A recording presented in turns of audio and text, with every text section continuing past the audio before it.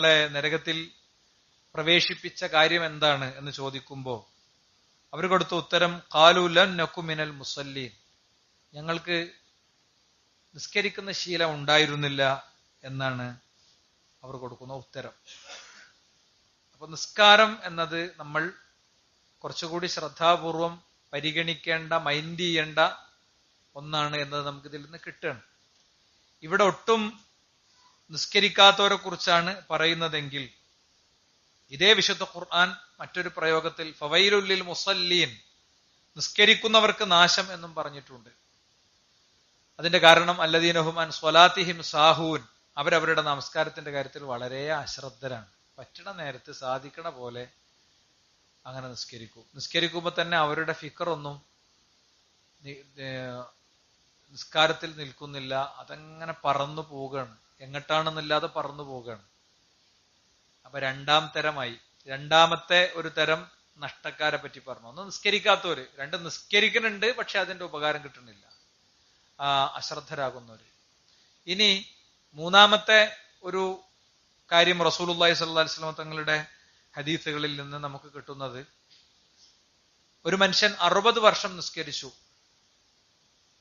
എത്രത്തോളം എന്ന് വെച്ച് കഴിഞ്ഞാൽ അയാൾ ഇസ്ലാമിൽ നരച്ചു എന്നാണ് ഹദീസ്. ചെറിയ പ്രായം മുതൽ നിസ്കരിച്ച് വന്ന് ഇസ്ലാമിൽ അയാൾ നരച്ചു. പക്ഷെ അയാളുടെ ഒരു റക്അത്ത് പോലും പടച്ചോൻ സ്വീകരിച്ചിട്ടില്ല. എന്താ കാരണം?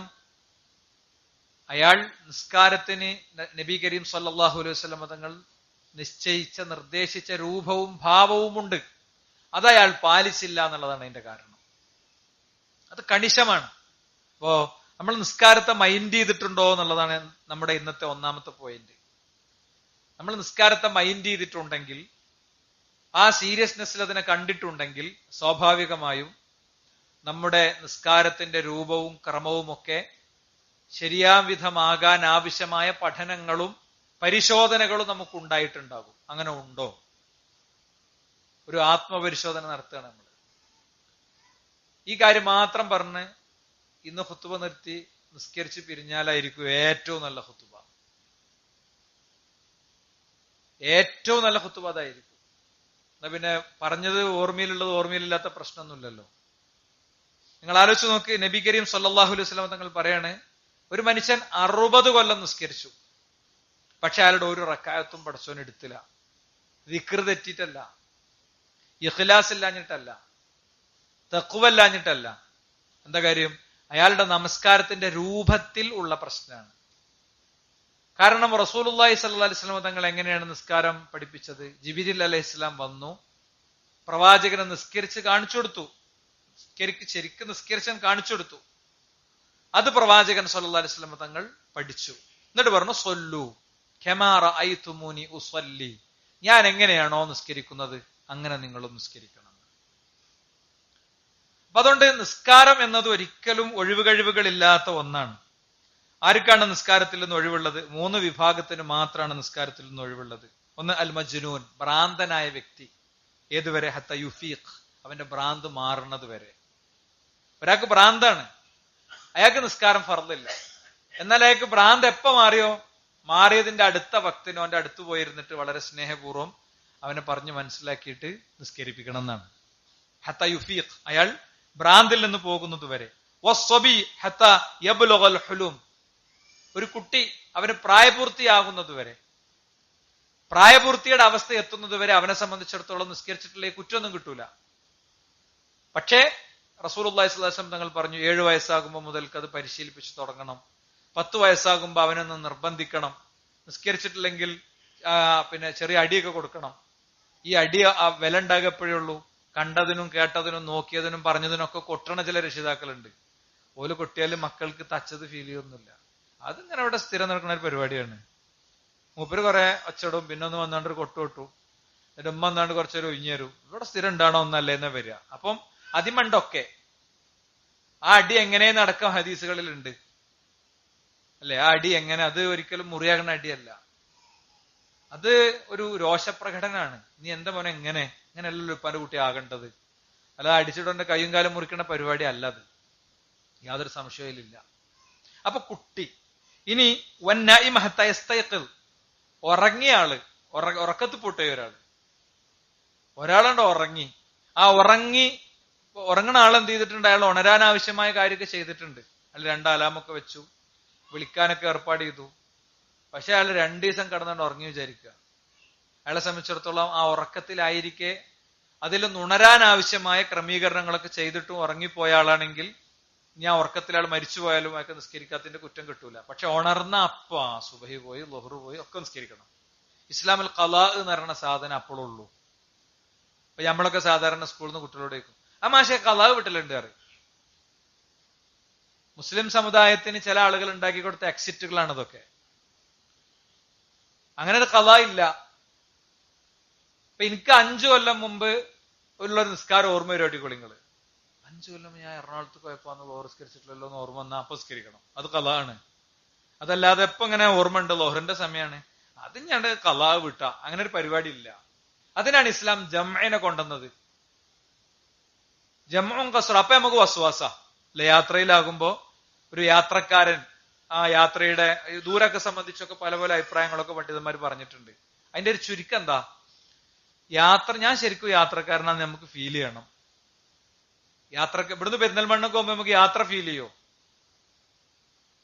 ഇവിടുന്ന് പെരിന്തൽമണ്ണക്ക് പോകുമ്പോൾ തന്നെ യാത്ര ഫീൽ ചെയ്യൂലല്ലോ. അപ്പൊ ഒരു യാത്രയുടെ ഒരു പ്രിപ്പറേഷനോട് കൂടെ നമ്മൾ പോകേണ്ട സമയത്ത് യാത്രക്കാരൻ 2 റക്അത്തുള്ളൂ ളുഹർ. 4 റക്അത്ത് നിസ്കരിച്ചാൽ സുബഹി 4 റക്അത്ത് നിസ്കരിച്ച മാതിരിയാണ്. യാത്രയിൽ 2 ഉള്ളൂ. അതിൽ വസ്വാസിന്റെ ആവശ്യമില്ല. ഇസ്ലാം പറഞ്ഞ നിയമങ്ങൾക്കും തത്വങ്ങൾക്കും വിരുദ്ധമായി നിൽക്കണ്ട. എന്നാൽ ജംഇന് ഇതുമായിട്ടൊന്നും യാതൊരു ബന്ധമല്ല. ജംഇ അവശ്യഘട്ടങ്ങളിൽ നമുക്ക് ജംആക്കാം. നമ്മൾ വാപ്പാന്റെ സർജറി നടക്കുകയാണ്, അപ്പൊ അത് നീളും. അപ്പൊ അവിടെ തിയേറ്ററിന്റെ മുമ്പിൽ നമ്മൾ നിൽക്കണം. അപ്പൊ നമുക്ക് എന്ത് ചെയ്യാം? ളുഹറിന്റെ കൂടെ അസർ ചെയ്യാം, അല്ലെങ്കിൽ അസറിലേക്ക് ഇങ്ങോട്ട് ളുഹറിനെ ജമ്മാക്കാം, അല്ലെങ്കിൽ മഗ്‌രിബിനെ ഇശായിലേക്ക് കൊണ്ടുപോകാം, അല്ലെങ്കിൽ ഇശായിനെ മഗ്‌രിബിലേക്ക് കൊണ്ടുപോകാം. അതിനെ ഖലാ അല്ല, നിയത്താക്കണം. ഇപ്പോ ഞാനിവിടെ നിൽക്കണം പഠിച്ചോനെ, ഞാൻ എന്റെ നിസ്കാരം ഇന്ന സമയത്ത് നിർവഹിക്കും. ഒന്നിങ്ങനെ ഒരു 2 സെക്കൻഡ് പഠിച്ചോന്റെ മുമ്പിൽ എന്ത് ചെയ്യണം? അത് മനസ്സുകൊണ്ടൊരു വർത്താനം പറയണം. വളരെ ഗൗരവമാണ്. ഈ ഒരു 3 ആളുകൾക്കല്ലാതെ ഒരു ഘട്ടത്തിലും നിസ്കാരത്തിൽ കോംപ്രമൈസ് ഇല്ല.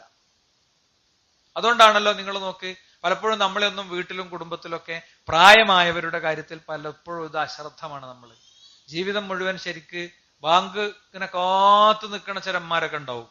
അവർക്ക് ബുദ്ധി ഓർമ്മയൊക്കെ ഉള്ള കാലത്ത് ബാങ്ക് കൊടുക്കണമെന്ന് കേട്ടാൽ നേരെ പോലെ എന്ത് ചെയ്യും? കാര്യം നിസ്കരിച്ച് എന്നിട്ടേ ബാക്കി പരിപാടിയുള്ളൂ. ഇങ്ങനത്തെ ആളുകളൊക്കെ വെയ്യാതെ കിടക്കുമ്പോ അവരെ പലപ്പോഴും നിസ്കരിക്കാൻ നമ്മൾ പ്രേരിപ്പിക്കുകയെ, അവരെ ഓർമ്മകൾ മാഞ്ഞു തുടങ്ങും. സുഹൃത്തുക്കളെ, ഓർമ്മകൾ മാഞ്ഞു തുടങ്ങും. ആർക്കും ഓർമ്മകൾ മാഞ്ഞു തുടങ്ങും.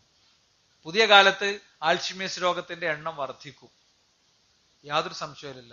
മെഡിക്കൽ സ്റ്റഡീസ് ഒക്കെ എത്രയോ വന്നിട്ടുണ്ട്. നമ്മൾ ഈ സ്ക്രോൾ ചെയ്യുന്നുണ്ടല്ലോ, കഴിഞ്ഞ 1000 കൊല്ലങ്ങൾ കൊണ്ടുണ്ടാകാത്ത ഡാറ്റ കഴിഞ്ഞ 3 കൊല്ലം കൊണ്ട് ഉണ്ടായിട്ടുണ്ട് എന്നാണ്. കഴിഞ്ഞ 1000 കൊല്ലം കൊണ്ട് ഉണ്ടാകാത്ത അത്ര ഡാറ്റ കഴിഞ്ഞ 3 വർഷം കൊണ്ട് ഉണ്ടായിട്ടുണ്ട്. അപ്പൊ ഇതിങ്ങനെ സ്ക്രോൾ ചെയ്യുമ്പോൾ ശരിക്ക് തലച്ചോറിൽ സംഭവിക്കുന്ന ഒരു നടപടിക്രമത്തിന്റെ ചില പിക്ചറൈസേഷൻ വീഡിയോകളൊക്കെ ഉണ്ട്. നമ്മൾ കണ്ട ഭയങ്കര ഭീകരത തോന്നും. പിന്നെ വെറുതെ അങ്ങനെ തോണ്ടൂല. ഇത് ഡാറ്റ എങ്ങനെ ചെല്ലുന്നു, റിസീവ് ചെയ്യുന്നു, അതിങ്ങനെ വേർതിരിക്കുന്നു. ഇതൊരു ഭയങ്കര സംഭവമാണ്.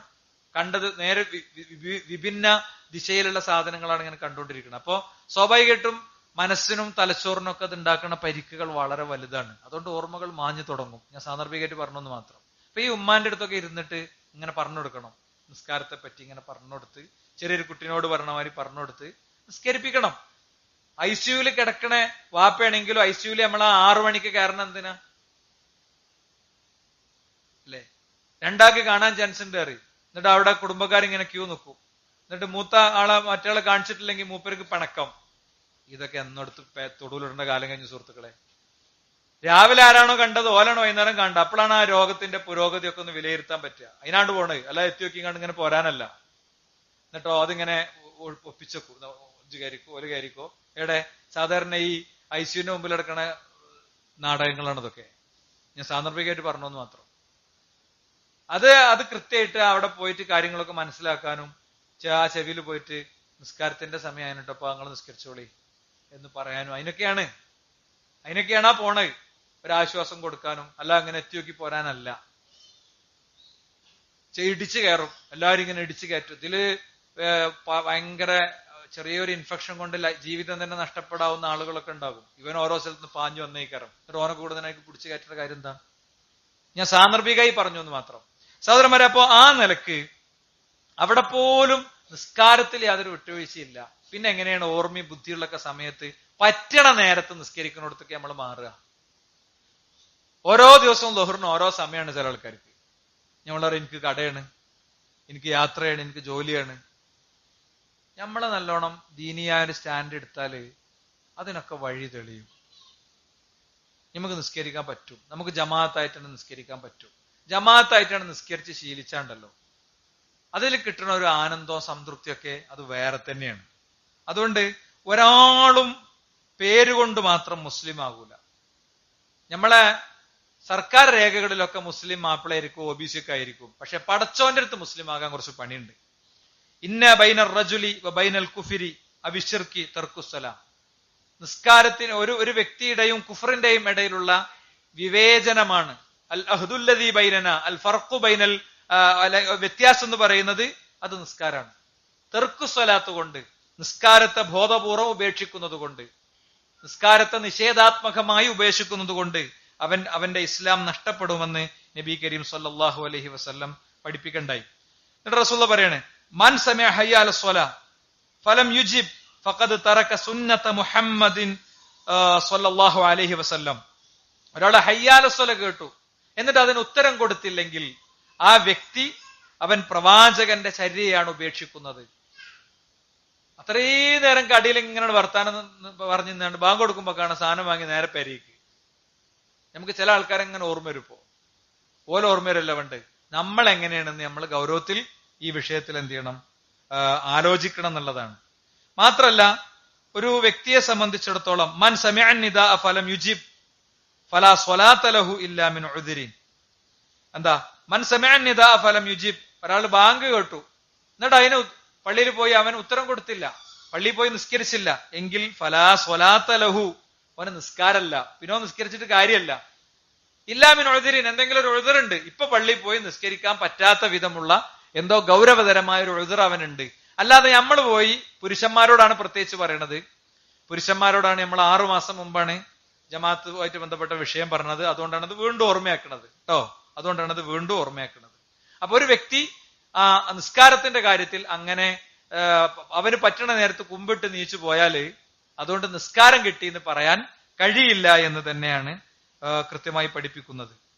ഇനി നിങ്ങൾ നോക്കും, മരുഭൂമിയിലുള്ള ഒരു കാര്യം റസൂലുള്ളാഹി പറയാണ്, മാമിൻ സലാസത്തിൻ ഫീ ഖറിയത്തിൻ ബല ബദ്വിൻ ലാ തുഖാമു ഫീഹിമുസ് സ്വലാ ഇല്ലാ ഖദ് ഇസ്തഹവദ അലൈഹിമുശ് ശൈത്വാൻ ഫഅലൈക്കും ബിൽ ജമാഅ ഫഇന്നമാ യഅകുലു ദിഅബു മിനൽ ഗനം അൽ ഖാസിയ. റസൂലുള്ളാഹി സ്വല്ലല്ലാഹു അലൈഹി വസല്ലം തങ്ങൾ പഠിപ്പിച്ച ഇമാം അഹ്മദ് റഹിമഹുല്ലാഹ് അബൂദാവൂദ് നസായിക്ക് ഉദ്ധരിച്ച ഹദീസാണ്. 3 ആളുകൾ ഉണ്ട്, 3 ആൾ അവിടെ ഉണ്ട്. ഒരുപക്ഷെ ഒരു ഗ്രാമത്തിലായിരിക്കും, അല്ലെങ്കിൽ ഒരു പട്ടണത്തിലായിരിക്കും, അല്ലെങ്കിൽ ഒരു മരുഭൂമിയിലായിരിക്കും, എവിടെയാകട്ടെ.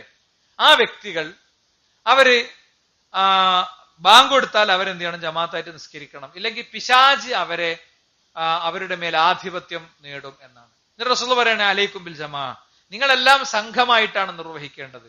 ശൈത്താൻ പിടികൂടി പോകുന്നത് ആരെയാണ്? ആട്ടിൻ പറ്റത്ത് എങ്ങനെയുണ്ട് ഓടിച്ചിട്ട് അതിൽ നിന്ന് ഒറ്റക്ക് പോണ ആടിന്റെ പിന്നാലെയാണ്, ആട്ടിൻകൂട്ടങ്ങളുടെ പിന്നാലല്ല. ഒറ്റപ്പെട്ടു പോയ ആട്ടിൻകുട്ടിനെയാണ് പിശാച് എടുത്തുകൊണ്ടോണത് എന്നാണ്. അപ്പൊ എന്തിലും ഇസ്ലാമികമായ എന്തിലും ഒരു സംഘടിതമായ സമീപനം വിശ്വാസികൾക്ക് ഉണ്ടാകണം എന്നാണ് ഈ പറഞ്ഞതിന്റെ അർത്ഥം. ഒന്നിച്ചു നിൽക്കുമ്പോ, ഒരു സംഘമായി നിൽക്കുമ്പോ നമ്മൾ പലപ്പോഴും ആ സംഘമായി നിൽക്കുന്നിടത്തും തന്നെ നമ്മൾ പല കാര്യവും ഇങ്ങനെ എഡിറ്റ് ചെയ്യും. ഒരാൾ ചെയ്യുന്ന ഒരു നല്ല സ്വഭാവം നമുക്ക് മനസ്സിലാവും. അത് അയാൾ പറഞ്ഞ മാതിരിയെ പറയണ്ടേ, അതുണ്ടോ അയാൾ കണ്ടോ, അയാൾ നിസ്കരിക്കാൻ അങ്ങനെ നിൽക്കാണ്. അപ്പൊ സഫിൽ ഇങ്ങനെ വെക്കുമ്പോ മറ്റോന്റെ നഖം അതെന്ത് ക്ലീൻ ആയിട്ട് വെട്ടി വൃത്തിയാക്കി വന്ന് എന്റെ നഖത്തിന്റെ കോലം കണ്ടില്ലേ. ഒരു ആത്മവിമർശനം ഉണ്ട് ഉള്ളില്, മനസ്സിലായില്ലേ? ഒരു ആത്മവിമർശനം ഉണ്ട്, ഞാൻ എന്ത് മനുഷ്യനാണ് അല്ലെ. ഒരാളെ കണ്ടു, സലാം പറഞ്ഞു.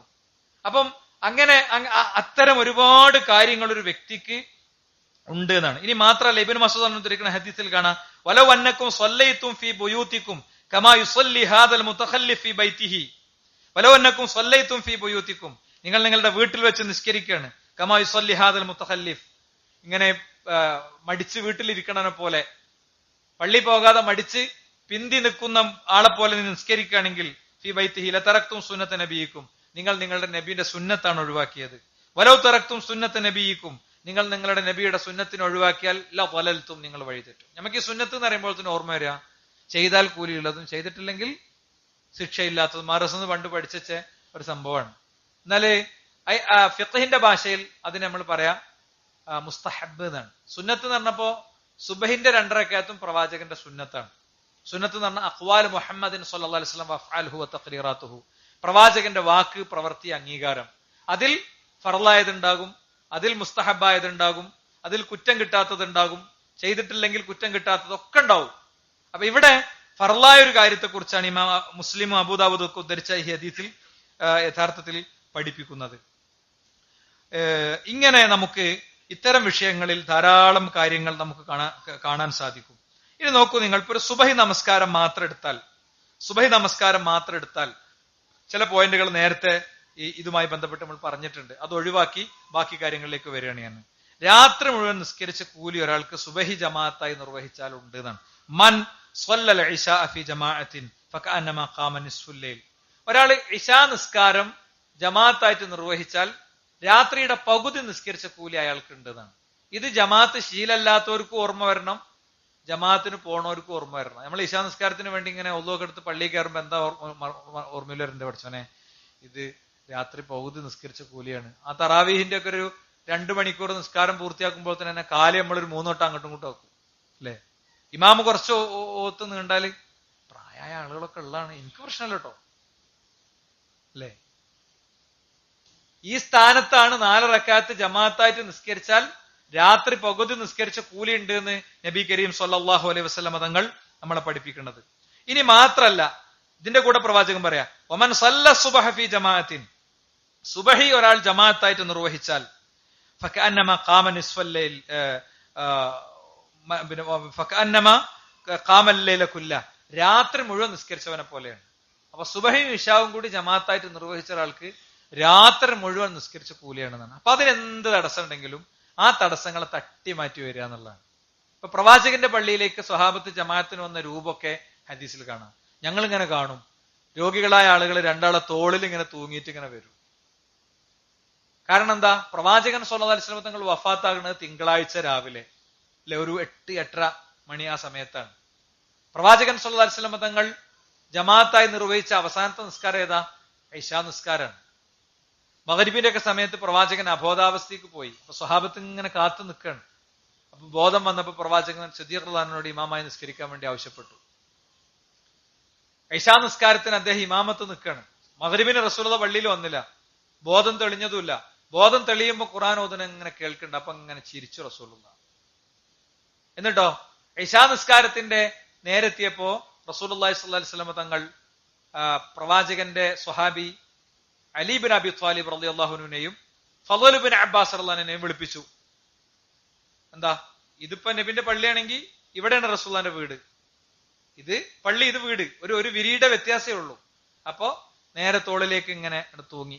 ഹദീസിൽ കാണാം പ്രവാചകന്റെ കാലിങ്ങനെ മണ്ണിൽ വലിക്കുന്നുണ്ടായിരുന്നു എന്ന്. അപ്പോ പ്രവാചകൻ സ്വല്ലല്ലാഹു അലൈഹി വസല്ലം വരുന്ന കണ്ടപ്പോ അബൂബക്കർ സിദ്ദീഖ് റളിയല്ലാഹു അൻഹു ബാക്കിൽ ഇറങ്ങി നിന്നു. പ്രവാചകൻ തുടരാൻ പറഞ്ഞു, തുടർന്നില്ല.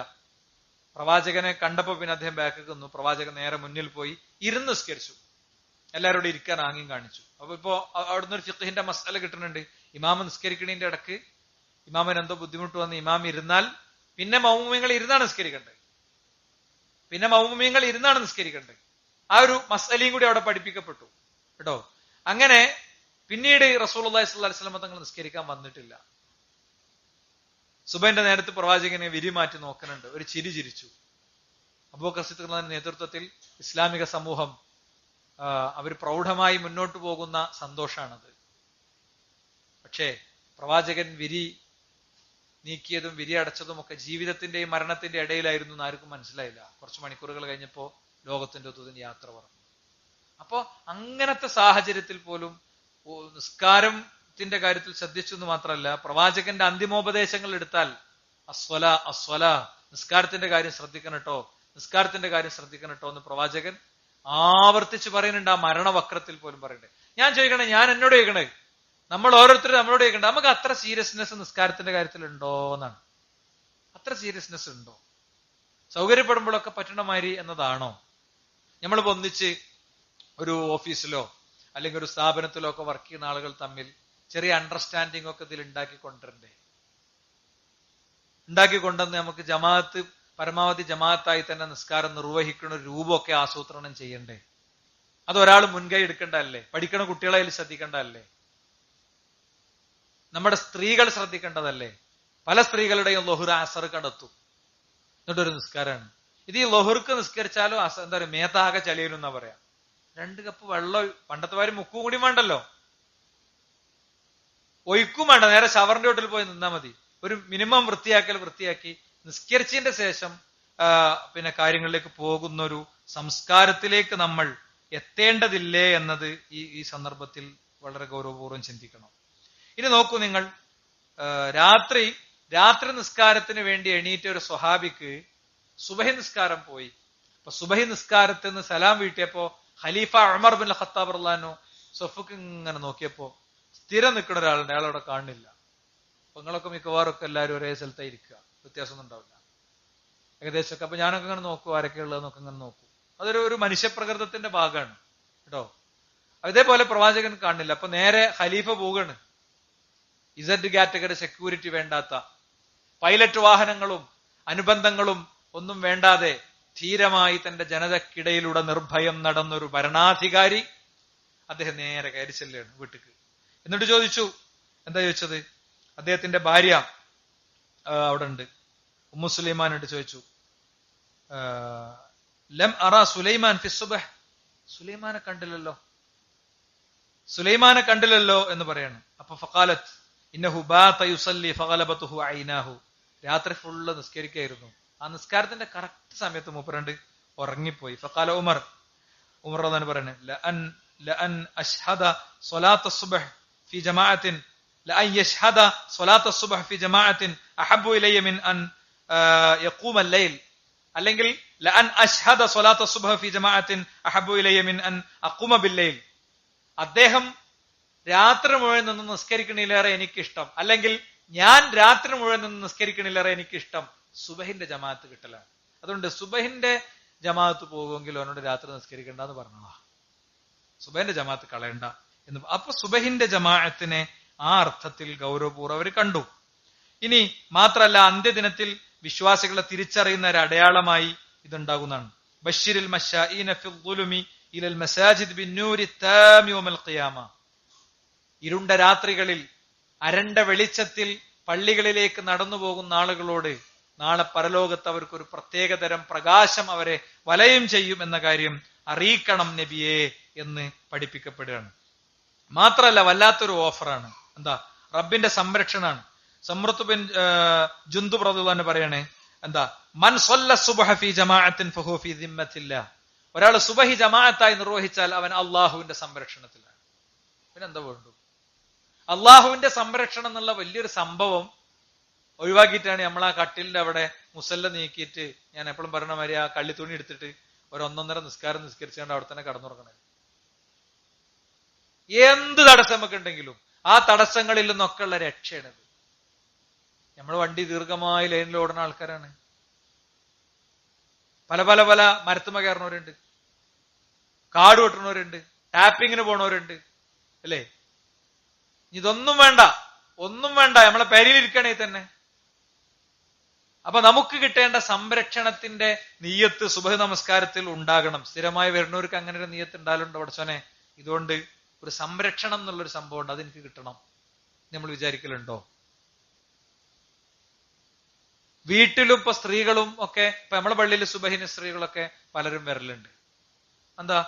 ഭർത്താക്കന്മാര് ബൈക്കുമ്പോ വരുന്നതിന് പകരം ഒന്നാണ് കാറാക്കും, അപ്പൊ ഓൽക്കും വരാം. ഇനി വീട്ടിൽ തന്നെയാണെങ്കിലും നമ്മളെ പെൺകുട്ടികളൊക്കെ കൂട്ടിയിട്ട് ഉമ്മമാര് ആ കാര്യമൊക്കെ ഒന്ന് ശ്രദ്ധിക്കണം. അതൊക്കെ ഒരു തരം കൾച്ചർ സൃഷ്ടിക്കലാണ്. അവിടെയൊക്കെ കിട്ടുന്ന ഒരു സുരക്ഷിതത്വം ഉണ്ട്. ആ സുരക്ഷിതത്വം നമ്മൾ വിചാരിക്കുന്ന മറ്റെന്തിനേക്കാളും പ്രധാനമാണ് സഹോദരന്മാരെ, മറ്റെന്തിനേക്കാളും. മാത്രല്ല, മൻ സല്ലൽ ബർദൈനി ദഖലൽ ജന്ന. തണുപ്പുള്ള 2 നേരത്തെ നിസ്കാരങ്ങൾ, ഒന്ന് സുബഹിയാണ്, ഒന്ന് മഗ്രിബ് അസർ പോലെയുള്ള നിസ്കാരങ്ങളാണെന്നൊക്കെ പണ്ഡിതന്മാര് പഠിപ്പിച്ചിട്ടുണ്ട്. സുബഹിയും അസർ എന്നുള്ളതാണ് പ്രധാനപ്പെട്ട കാര്യം. അതിപ്പോ സൗദി അറേബ്യയിലൊക്കെ പോയ ആളുകൾക്കൊക്കെ അത് കുറച്ചുകൂടി നന്നായി അറിയാം എന്തുകൊണ്ടാണ് അങ്ങനത്തെ ഒരു പ്രയോഗം വന്നത് എന്നുള്ള കാര്യം. മാത്രല്ല, ഈ ഓഫർ തുടരുകയാണ്. ലൻ യലിജന്നാറ അഹദുൻ സ്വല്ല ഖബല തുലൂഇ ശംസി വ ഖബല ഗുറൂബിഹാ. സുബഹിയും അസറും ശരിയാം വിധം നിസ്കരിക്കുന്ന ആളുകളെ നരകം തൊടൂല എന്നാണ്. ഈ സുബഹിയും അസറും പ്രത്യേകം എങ്ങനെ എടുത്തു പറയാനുള്ള കാരണം, രണ്ടും വളരെ അശ്രദ്ധമായി പോകുന്ന സംഗതിയാണ്. ഇപ്പൊ 6 മണി സമയത്തോട് എന്ത് ചെയ്യും, മഗ്‌രിബാങ്ക് കൊടുക്കും. പല ആളുകൾക്കും അസർ ഇപ്പോ 5:30, 5:45 അസർ നിസ്കരിക്കും. നിങ്ങൾ പള്ളികളിലൊക്കെ ഒന്ന് കയറി നോക്ക്, അങ്ങനെ കാണാം. നേരെ പോയിട്ട് പള്ളിന്റെ സന്റെ ഒത്ത നടുക്കണം നിൽക്കും. എന്നിട്ട് അല്ലാഹു അക്ബർ, അവന് സുത്രല്ല, അവനൊന്നുമില്ല. മുന്നിലൊരു മറ വേണം. ഏറ്റവും മുന്നിലെ സൊഫിൽ വന്നാണ് നിസ്കരിക്കേണ്ടത്. മുന്നിൽ മറല്ലാതെ നിസ്കരിക്കാൻ പാടില്ല. ആ നിസ്കാരത്തിന്റെ സ്വീകാര്യതയെ സംബന്ധിച്ച് പോലും പണ്ഡിതന്മാർക്ക് അഭിപ്രായ വ്യത്യാസങ്ങളുണ്ട്. മറല്ല, ഒരു കാരണവശാലും മറല്ലാതിരിക്കാൻ പറ്റില്ല. അതുകൊണ്ടാണ് ഞാൻ പറഞ്ഞത്, നമ്മൾ പലപ്പോഴും പല കാര്യങ്ങളും വളരെ പഠിച്ച ചെയ്യുക. നമ്മളൊരു പുതിയ ബിസിനസ് ഇറങ്ങുമ്പോ, നമ്മൾ പെരപ്പണി എടുക്കുമ്പോ, സ്ഥലം വാങ്ങുമ്പോ ഒക്കെ പഠിച്ചല്ലേ ചെയ്യുക. ഏതെങ്കിലും സ്ഥലം വാങ്ങൂ, എന്നാല് നമ്മളെ ആത്മാവിന് ശാന്തി കിട്ടേണ്ട, നമ്മൾ സുരക്ഷിതരാകേണ്ട അനുഷ്ഠാനങ്ങളും ആരാധനകളൊന്നും പലപ്പോഴും ഇത്തരമൊരു ഗണത്തിൽ പരിഗണിക്കപ്പെടുന്നില്ല എന്നുള്ളത് വളരെ പ്രധാനമാണ്. മാത്രമല്ല, ഈ സുബഹിന്റെ ജമാഅത്തിന്റെ പ്രത്യേകത എന്താ അറിയോ? ഖുർആൻ അൽ ഫജ്ർ, ഇന്ന ഖുർആൻ അൽ ഫജ്രി കാന മശ്ഹൂദ. അള്ളാഹുവിന്റെ മലക്കുകൾ കുറച്ച് അധികം ഉണ്ടാവുന്നതാണ്. പൊതുവെ മലക്കുകൾ ഉണ്ടാവും, പക്ഷെ ഓരോ പള്ളിയിലും സുബഹി സ്വലക്ക് മലക്കുകൾ ധാരാളം ഉണ്ടാകുമെന്ന് നബി കരീം സല്ലല്ലാഹു അലൈഹി വസല്ലം തങ്ങൾ പഠിപ്പിച്ചു. മാത്രല്ല, അഫ്ഖലു സ്വലാത്തു അലൽ മുനാഫിഖീന, മുനാഫിഖീങ്ങൾക്ക് ഭാരമുള്ള നിസ്കാരങ്ങൾ ഏതൊക്കെയാണ്? സ്വലാത്തുൽ ഇശ വ സ്വലാത്തുൽ ഫജ്ർ. സ്വലാത്തുൽ ഇശയും സ്വലാത്തുൽ ഫജ്റും രണ്ടും അവർക്ക് ഭാരമുള്ള നിസ്കാരമാണ്. അതിപ്പഞ്ഞു പോണോ? നിസ്കാരം കഴിഞ്ഞിട്ടുണ്ടാവൂലേ? ഇതൊക്കെ നടക്കുവോ? ഇതൊക്കെ എപ്പോഴും നടക്കുവോ? ഇങ്ങനെയൊക്കെ ഇങ്ങനെ ചിന്തിക്കും കേട്ടോ. എന്നിട്ട് ആ കടന്റെ അവിടെ തന്നെ ചെറിയൊരു ഇതിട്ടിട്ട് ഒറ്റ നിസ്കാരം നിസ്കരിച്ചിട്ട് കഴിഞ്ഞു എന്നുള്ളതിലേക്ക് നിൽക്കും. അത് ഭാരമാണ്. അത് നിഫാഖിന്റെ അടയാളങ്ങളിൽ പെട്ടതാണെന്ന് പഠിപ്പിച്ചു. വലൗ യഅലമൂന മാ ഫീഹാ ലഅതൗഹുമാ വലൗ ഹബ്വ. അവർക്ക് അതിന്റെ പുണ്യം അറിയുമായിരുന്നെങ്കിൽ അവർക്ക് നടക്കാൻ കഴിയാഞ്ഞിട്ട് അവർ മുട്ടിൽ ഇഴഞ്ഞു വരുമായിരുന്നു. നടക്കാൻ കഴിയൂല, അപ്പൊ അങ്ങനെ മുട്ടിൽ ഇങ്ങനെ ഇഴഞ്ഞിട്ട് അവരെങ്ങനെങ്കിലുമൊക്കെ ഇങ്ങനെ ഇഴഞ്ഞിട്ടെങ്കിലും പള്ളിയിലേക്ക് വരുമായിരുന്നു. അതിന്റെ മഹത്വം അവർ അറിഞ്ഞിരുന്നെങ്കിൽ എന്ന് നബി കരീം സല്ലല്ലാഹു അലൈഹി വസല്ലം തങ്ങൾ പഠിപ്പിച്ചു. മാത്രമല്ല, സുബഹിന്റെ കാര്യം പ്രത്യേകം, അത് എല്ലാത്തരം അലസതകളുടെയും കെട്ടുകൾ പൊട്ടിക്കുന്ന ഒന്നാണ്. യഅഖുദു ശൈത്വാനു അലാ ഖാഫിയത്തി റഅസി അഹദികും ഇദാ ഹുവ നായിമുൻ സലാസ ഉഖദ്. പിശാച് ഉറങ്ങാൻ കിടക്കുമ്പോൾ നിങ്ങൾക്ക് 3 കെട്ടുകൾ ഇടും. ആ കെട്ടെങ്ങനെയാണ്, ഓനെങ്ങനെയാണ് കെട്ടണത് എന്ന് നമുക്കറിയില്ല. ഹദീസിൽ വന്നത് അത് അപ്രകാരം നമ്മൾ വിശ്വസിക്കുന്നു. എന്നിട്ട് റസൂലുള്ളാഹി സ്വല്ലല്ലാഹു അലൈഹി വസല്ലം തങ്ങൾ പറയാണ്, അവൻ എന്ത് ചെയ്യും? നമ്മളോട് പറയും, അലൈക ലൈലുൻ തവീൽ ഫർഖദ്, നീണ്ട രാത്രി ഉണ്ട്, ഉറങ്ങിക്കോ. സംഗതി 3 മണിക്ക് എണീറ്റപ്പോ ഇഞ്ഞോട്ട് 2 മണിക്കൂർ ഇഷ്ടം പോലെ സമയം ഉറങ്ങിക്കോ. 5 മണിയായി, അപ്പോ 5:37 ഇനിയുണ്ട് 1 മണിക്കൂർ, ഉറങ്ങിക്കോ. അവൻ നമ്മളോട് ഉറങ്ങാൻ പറയും കേട്ടോ. അങ്ങനെ എന്ത് ചെയ്യും? ഫൈൻ ഇസ്തഖല, എന്നാൽ അവൻ എണീറ്റാൽ ഫദക്കറല്ലാഹ്, അല്ലാഹുവിനെ ഓർത്തു. എന്താ ദക്കറല്ലാഹ് പറഞ്ഞ? അൽഹംദുലില്ലാഹില്ലദീ അഹ്യാനി ബഅദമാ അമാതനി വഇലൈഹിൻ നുശൂർ എന്ന് ചൊല്ലിയിട്ട് അവൻ എണീറ്റു. അപ്പൊ എന്ത് ചെയ്യും? 1 കെട്ട് പൊട്ടും. ഫൈദ തവല്ലഅ, വുളൂ ചെയ്താൽ 2ാമത്തെ കെട്ട് പൊട്ടും. ഫൈൻ സല്ലൻ ഹലത അഖദ, നിസ്കരിച്ചാലോ 3ാമത്തതും പൊട്ടും. അങ്ങനെ ഫഅസ്ബഹ നശീതൻ തയ്യിബൻ നഫ്സ്, അവന്റെ ഉള്ളിൽ ഒരു ഉന്മേഷവും ഒരു ഉഷാറൊക്കെ ഉണ്ടാകും. ഒരു പുതിയ ദിനത്തിലേക്ക് അവൻ പ്രവേശിക്കും. അല്ലെങ്കിൽ അവന്റെ മനസ്സ് അശുദ്ധമാകും എന്ന് നബി കരീം സല്ലല്ലാഹു അലൈഹി വസല്ലം തങ്ങൾ പഠിപ്പിക്കുകയാണ്. ഇനി റസൂലുള്ളാഹി സ്വല്ലല്ലാഹു അലൈഹി വസല്ലം തങ്ങൾ പറഞ്ഞൊരു കാര്യം, ഒരു വ്യക്തിയെ സംബന്ധിച്ചിടത്തോളം നമ്മൾ എടുത്തു നോക്കിക്കഴിഞ്ഞാൽ, നിസ്കാരവുമായി ബന്ധപ്പെട്ട മസാലൊക്കെ എടുത്തു നോക്കിക്കഴിഞ്ഞാൽ എന്തെല്ലാം സൗകര്യമാണ് ഇങ്ങനത്തെ ഒരു കാര്യത്തിൽ പടച്ചോൻ ചെയ്തതെന്ന്. എന്തെല്ലാം സൗകര്യമാണ്. ഒരാൾക്ക് നിന്ന് നിസ്കരിക്കാൻ അല്ലെങ്കിൽ ഇരുന്ന് നിസ്കരിച്ചാൽ മതി, ഇരുന്ന് നിസ്കരിക്കാൻ അല്ലെങ്കിൽ കടന്ന് നിസ്കരിച്ചാൽ മതി. അപ്പൊ സഹോദരന്മാരെ, വളരെ ശക്തമായി ഈ വിഷയത്തിൽ തെറ്റ് തിരുത്തേണ്ട കുറെ ആൾക്കാരുണ്ട്. വളരെ വ്യക്തിപരമായി ചെവിയിൽ പോയി പറഞ്ഞ പോലെ വിചാരിക്കുക. ഞാന് വളരെ വ്യക്തിപരമായി ചെവിയിൽ വന്ന് പറഞ്ഞതുപോലെ വിചാരിക്കുക. എനിക്കറിയണ ചില ഡോക്ടർമാരൊക്കെ ഉണ്ട്, അവര് 200, 300 പേഷ്യൻസിനെ നോക്കണവരാണ്. പക്ഷെ നിസ്കാരത്തിന് നേരം ഉണ്ടായ ഓരോ പോകുന്നു. വേദോ ഒരാള് എനിക്ക് ബസ് പോകും എന്നൊക്കെ പറഞ്ഞല്ലോ ഒരു ഡോക്ടറോട്. അപ്പൊ മൂപ്പര് കുറച്ചു കാലം എന്നും അനൗൺസ് ചെയ്യും, പിന്നെ നമ്മളെ ഇന്ന ഭാഗത്തുനിന്ന് വരുന്ന ബസ്, ലാസ്റ്റ് ബസ് ഇത്ര മണിക്കാണല്ലോ. അപ്പൊ ഞാൻ നിസ്കരിക്കാൻ പോയാൽ ചിലപ്പോൾ ഓൽക്ക് അവിടെ നിന്നുള്ള ആളുകൾ ഉണ്ടെങ്കിൽ കഴിയണ്ടല്ലോ, നമ്മളെ ഡോക്ടറോട് അവിടെ പോയാൽ മതി, നിങ്ങൾ എന്റെ പേഷ്യന്റിനെ പോകുന്നു വിചാരിച്ചിട്ട് എന്ത് ചെയ്യൂല, വീഴ്ച വരുത്തൂല എന്നാ ഞാൻ പറയണേ. അതുകൊണ്ട് അതിൽ നമുക്കൊരു കണിശമായ സ്റ്റാൻഡ് ഉണ്ടെങ്കിൽ പടച്ചോൻ എന്ത് ചെയ്യും? പിന്നെ ഒരു ബയോളജിക്കൽ ക്ലോക്ക് ഉണ്ട് മനുഷ്യന്റെ ഉള്ളില്. നമുക്ക് ഓർമ്മ വരും. അത് നിസ്കാരത്തിന്റെ നേരം ഉണ്ടാകുമ്പോൾ ഓർമ്മ വരും. അത് നമ്മളതൊരു ശീലമാക്കി എടുത്താൽ തീർച്ചയായും കഴിയും. അതിന് അള്ളാഹു നമ്മെ അനുഗ്രഹിക്കുമാറാകട്ടെ.